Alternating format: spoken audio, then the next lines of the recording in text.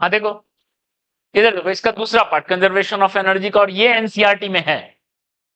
क्या है, अब तक पहले पार्ट में था कोई एक्सटर्नल फोर्स नहीं था, अब दिए by help of external force rod is made to move at constant speed. मतलब अब काइनेटिक एनर्जी चेंज नहीं हो रहा है, वी। ठीक है, क्योंकि लेंज लॉ के हिसाब से रिटार्ड करेगा, उसको जाने से रोकेगा, लेकिन हम जबरदस्ती उसको ले जा रहे हैं कांस्टेंट स्पीड से। ठीक है, तो जैसा पहले बताए थे, जो पर्सन जबरदस्ती ले जा रहा है उसका वर्क जाएगा हीट। अब इससे पहले क्या था, काइनेटिक एनर्जी घटा, वो गया हीट में। अब काइनेटिक एनर्जी कांस्टेंट है, वी से चल रहा है, तो अब कहां से जाएगा, अब कहां से आएगा हीट। तो जो पर्सन वर्क कर रहा है, जबरदस्ती ले जा रहा है, उसका वर्क किस में जाएगा, एनर्जी कंजर्व होना है। ठीक है, तो रॉड कांस्टेंट स्पीड वी से मूव करेगा, ये एंड प्लस ये एंड माइनस। आई इंड्यूस कितना होना है बताओ, आई इंड्यूस था कितना, B L V by R.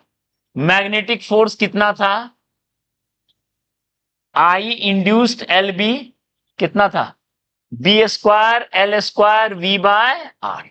ये मैग्नेटिक फोर्स था जो उसको रिटार्ड कर रहा था, ध्यान दो।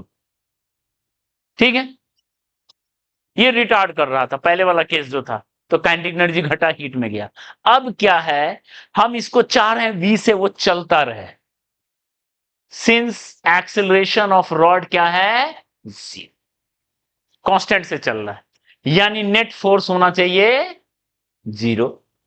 यानी एक्सटर्नल क्या होना चाहिए, ऐसे होना चाहिए, एक्सटर्नल उसको ले जाएगा।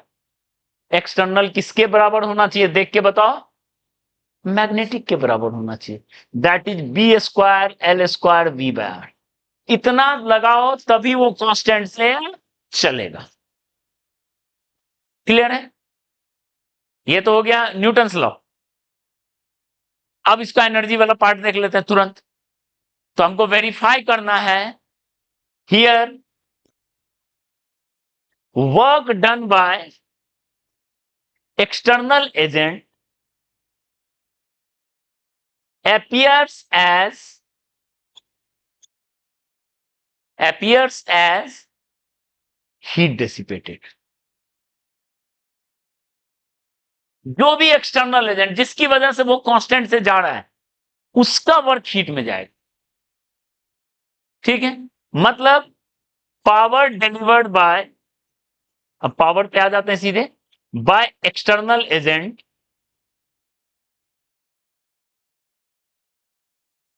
Equal to thermal power dissipated. जितना एक्सटर्नल एजेंट पावर डिलीवर कर रहा है रॉड में, वो सब किस में जा रहा है, हीट में जा रहा है, क्योंकि काइनेटिक एनर्जी का कोई लॉस नहीं है। ठीक है, हाँ अगर कम लगाते फोर्स तब काइनेटिक भी जाता, इतना लगा रहे हैं कि एकदम बैलेंस्ड है, तो जो हम वर्क कर रहे हैं वही हीट में जा रहा है, जो हम पावर डिलीवर कर रहे हैं वही थर्मल पावर में जा रहा है। हम लोग कर रहे हैं, हम लोग का वर्क देख लो, मैथमेटिकली वेरीफाई कर लेते हैं। पावर बाय एक्सटर्नल किसके इक्वल होगा, फोर्स इंटू वेलोसिटी होता है क्या, बताओ, फोर्स इंटू वेलोसिटी होता है। फोर्स का वैल्यू कितना है, B square L square V by R into V, तो किसके इक्वल हो गया, देखो तो, ये किसके इक्वल है बताओ तो, थर्मल पावर के इक्वल है, that is equal to thermal power. Clear है, ये एनसीईआरटी में है, ये एनसीईआरटी में है, ध्यान रहे, जितना एक्सटर्नल वर्क करेगा या पावर डिलीवर करेगा वो जाएगा। ठीक है, तो नेक्स्ट क्लास में इसको रिवाइज करके ढंग से आइए, आते ही 5 क्वेश्चन देंगे एनसीईआरटी का, पीवाईक्यू का। ठीक है, एक एडवांस का भी क्वेश्चन लेंगे, कुछ मेंस का क्वेश्चन लेंगे, एनसीईआरटी का लेंगे, एक आध नीट का भी लेंगे, नीट का भी पीवाईक्यू होगा तो ले आना, नीट का पीवाईक्यू ले आइएगा नेक्स्ट क्लास में।